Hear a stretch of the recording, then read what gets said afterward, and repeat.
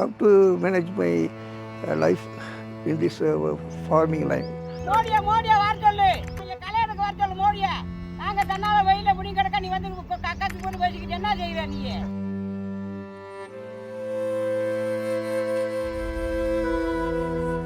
ये महिलाएं चाहती हैं कि प्रधानमंत्री नरेंद्र मोदी तमिलनाडु आएं और अपने आंखों से देखें कि वे किस मुश्किल में खेती कर रही हैं। पानी की कमी, कभी सूखा, कभी अतिवृष्टि और मौसम के बदलते मिजाज ने खेती को मुश्किल बना दिया है। मक्का डालता हूँ, मक्का एक ही बार मतलब चार पाँच टाइम बारिश चाहिए, लेकिन बारिश एक दो टाइम को मिलता है। Farming, we are bad farming, the first crop, but it is not fully satisfied. No rain, no climate. नमस्कार, मैं अभी तमिलनाडु के कन्याकुमारी में हूँ। मैं मदुरई भी गया था, कई और ज़िलों में गया हूँ और जहाँ मैंने किसानों से बात की है वो कह रहे हैं कि पिछले एक दशक में जो यहाँ की जो खेती है वो लगभग असंभव हो गई है। किसानों का कहना है कि जो अनियमित बारिश है, जो कम बारिश ने खेती को मुश्किल बना दिया है। ये हाल किसी एक जिले का नहीं बल्कि तमिलनाडु के हजारों हजार किसानों की कहानी बन चुका है। ये आमोदन है, विरुधुनगर के किसान 25 एकड़ में सिर्फ मक्का उगाते हैं। रेन फेड वाले इस इलाके में पूरे साल में बस एक यही फसल होती है। बारिश ने खेती की टाइमिंग बदल दी है।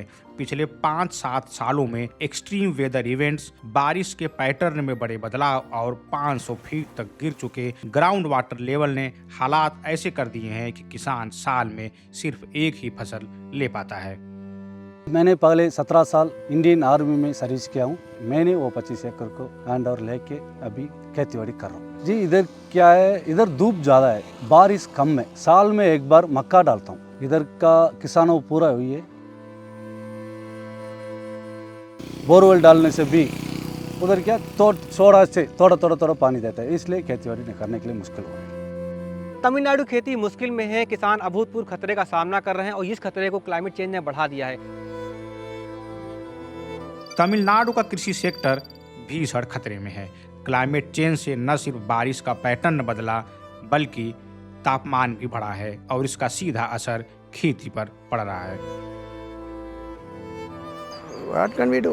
We are buying credit for bank loan or otherwise separate loan, and then we can't fulfill the loan. Agriculture loan, how much? 3 lakhs.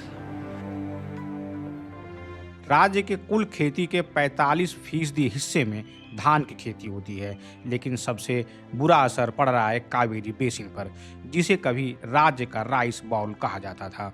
यहाँ बारिश कभी बहुत ज़्यादा तो कभी बिल्कुल नहीं हो रही है। नतीजतन बाढ़, सूखा, सॉइल इरोजन और उत्पादन में भारी कमी देखने को मिल रही है।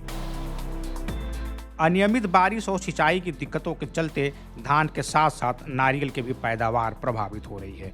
स्थिति यह है कि किसान मजबूरी में फसलें बदल रहे हैं या दूसरे विकल्प की तलाश कर रहे हैं। कन्याकुमारी समेत तटवर्ती जिलों के कई किसानों ने बताया कि वे चाहते हैं कि उनके खेतों में विंड मिल लग जाए, जिससे उन्हें किराए के रूप में एक निश्चित रकम मिलती रहे। तमिलनाडु की क्लाइमेट रिस्क असेसमेंट रिपोर्ट साफ चेतावनी देती है कि आने वाले सालों में कई प्रमुख फसलों की पैदावार बहुत कम हो सकती है। तमिलनाडु का ज़्यादातर जो हिस्सा है वो समुद्र से घिरा हुआ है, लेकिन पानी बहुत होने के बावजूद वो खारा है, न खेती काम आता है न पीने के। यही वजह है कि यहाँ की खेती लगातार मुश्किल और घाटे में जा रही है। साल 2011-12 में राज्य की जीडीपी में खेती का जो योगदान था वो 12% ज़्यादा था, लेकिन 23-24 में घट के वो 9% के आसपास आ गया है। किसानों का कहना है अगर यही हालात रहे तो उनके लिए खेती छोड़ना पड़ जाएगा।